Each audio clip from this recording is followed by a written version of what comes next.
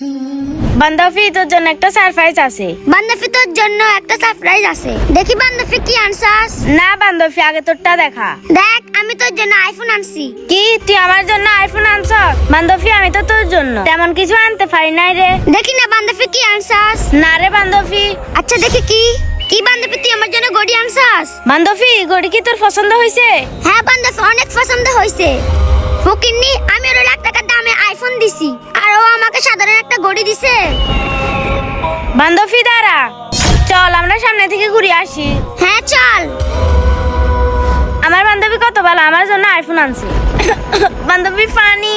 তুই এখানে বস, আমি তোর জন্য পানি নিয়ে আসতেছি। ওকে আমি লাখ টাকা দামে আইফোন দিছি আর ও আমাকে সাধারণ একটা ঘড়ি দিছে। এই বিষ মিশানো পানিটাকে খাওয়াই দি, তাহলে ও মজা বুঝবে। বান্ধবী এই নে পানি।